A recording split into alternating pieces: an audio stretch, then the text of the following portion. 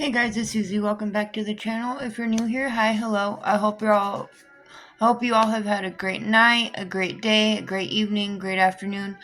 Whenever y'all are watching this, I am pre-recording this for May 25th, 2025, and we are going to get into chapter 1 of A Whole New World, one of Disney's twisted tales. It says, "What if Aladdin had never found the lamp?" Aladdin is a street rat. Like most, he's just trying to survive another day in impoverished Agrabah. Jasmine is a princess, one who is about to enter into an arranged marriage. All she wants is to escape her fate, to see what lies beyond the palace walls. But everything changes when the Sultan's trusted advisor, Jafar, suddenly rises to power. With the help of an ancient lamp, Jafar attempts to break the laws of magic and gain control over love and death. Soon Aladdin and the deposed Princess Jasmine must unite the people of Agrabah in rebellion to stop the power-mad ruler threatening to tear the kingdom apart. This isn't the story you already know. This is a story about power, about revolutionaries, about love, and about one moment changing everything. Chapter 1. All this for a loaf of bread. Perhaps there was a moon in the sky somewhere. But her brother the sun ruled now, and everything faded into the whiteness of the hot day, which was even hotter on a glaringly bright sun-bleached roof. "Safe," Aladdin said with a grin, clutching his dearly gotten treasure. He took a quick look over the edge of the building to make sure no one saw him up there, his dark arms flexing with easy strength as he held his chest off the rough bricks. Then he sat down, relaxed, getting ready to break his precious prize in half. His large, clear brown eyes twinkled in happy expectation.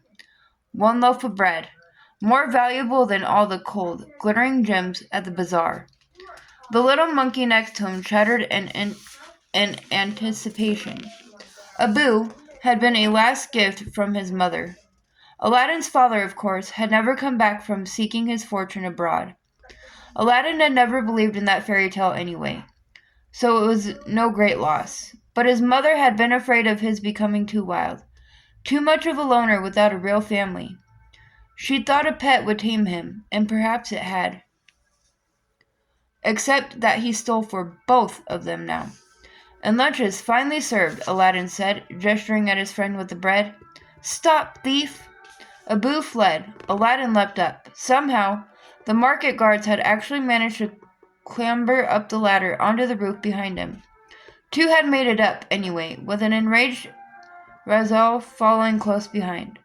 These days he wore the striped turban crowned with a black onyx that marked him as a captain of the guard.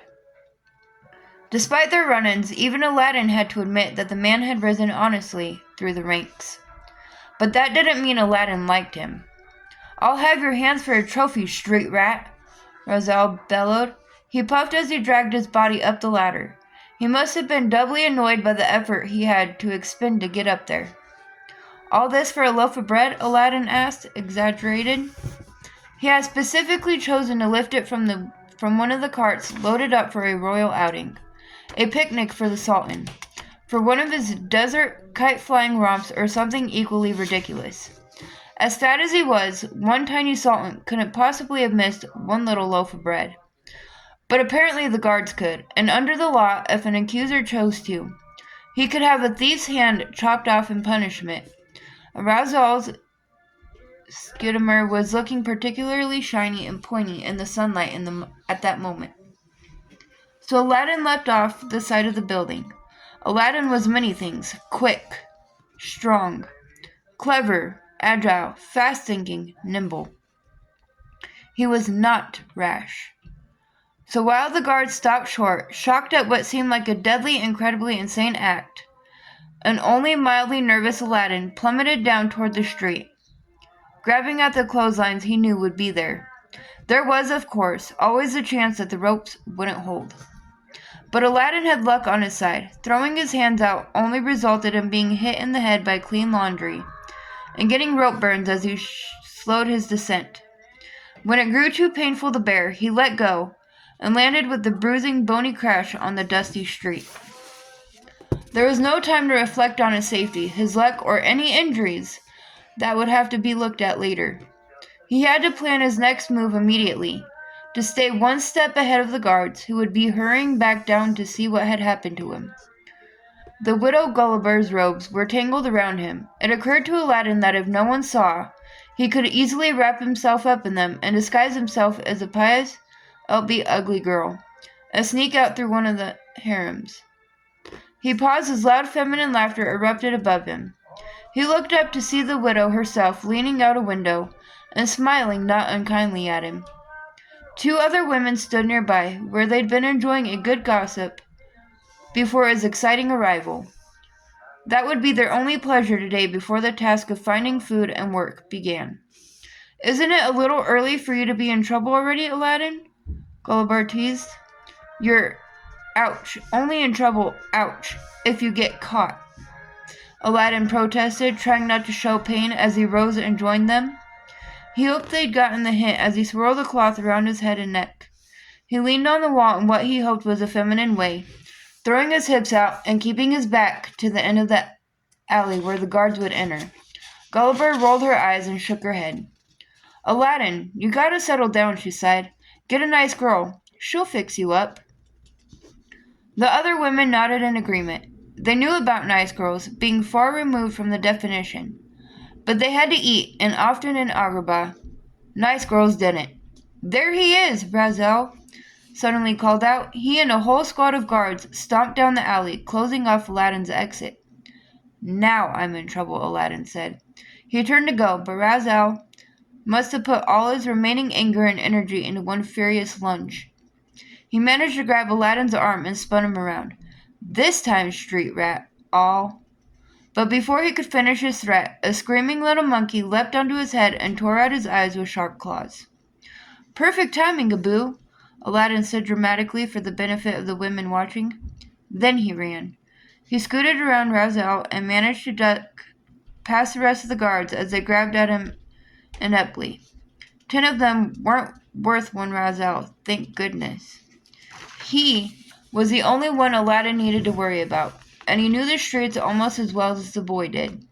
Aladdin ducked into what looked like a crack in the city itself, where two buildings crumbled and tilted into each other, leaning on each other like old men. Aladdin ran under them and wound up in a badly kept courtyard. A dry and useless fountain stood in the center. Once, long ago, it had worked, maybe, when some saw and cared about things being nice for the poorer residents of Agrabah. Razel appeared at the opposite side of the courtyard, scimitar raised. "Do not think you can escape back to the maze of the eastern streets, Aladdin," he said sternly. He almost smiled when he saw the surprised look on Aladdin's face. "Oh yes, I know your plan, but you have broken the law. You must accept your punishment. You're really going to chop my hand off for stealing one loaf of bread?" Aladdin said, trying to buy time as he bounced lightly on his toes, circling around, keeping the fountain between them. "The law is the law." Aladdin feinted to the left and then tried to lunge to the right. Razel wasn't fooled at all. His scimitar lashed out to the right. Aladdin ducked, sucking his stomach in, but he didn't come away unscathed. A tiny ribbon of scarlet unfurled across his skin. Aladdin hissed at the pain. Razel paused. Perhaps if you explain to the judge, he will be lenient. He will weigh your circumstances. But that is his job. Mine is to bring you in." "Really? I thought your job was to eat baklava." "You're slowing down, old man," Aladdin taunted. With a howl of rage, Razel brought his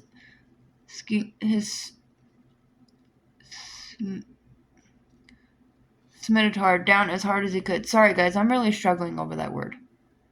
Sparks flew when the point of the scimitar hit the cobbled pavement. He scrambled up rickety old scaffolding that barely held his weight. It certainly wouldn't support Razel's. The guards swore in frustration, and Aladdin ran as fast as he could, leaping from rooftop to rooftop in a random pattern. Without a clear thought or plan, he concentrated on just putting as much distance between himself and the market as he could before descending into the quieter, darker quarter of the street rats. A chittering scream announced that Abu had finally caught up.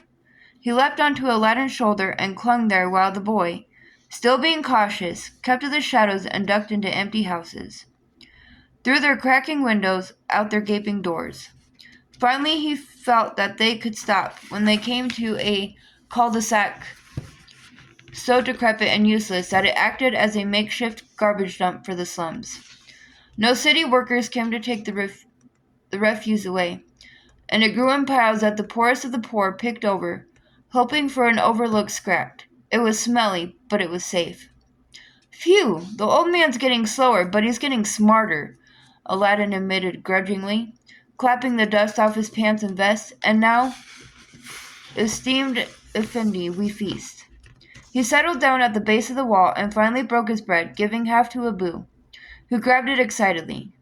But just as Aladdin was about to take a big, welcoming bite, the clatter of something hitting the pavement stopped him. He expected guards. He expected to run again. He didn't expect to see two of the smallest, scrawniest children in Agrabah. They jumped, scared by the noise they had made themselves while picking through the garbage, looking for something to eat.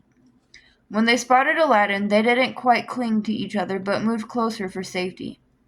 Their eyes were huge, their bellies were shrunken. Only on closer inspection could he tell one was a girl.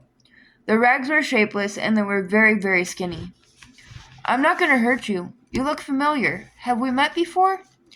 The children said nothing and hid whatever they had, bones, melon rinds, behind their backs. Street rats take care of each other. The words of his mother traveled across the years to him. "Here," he said, getting up slowly without making any sudden movements.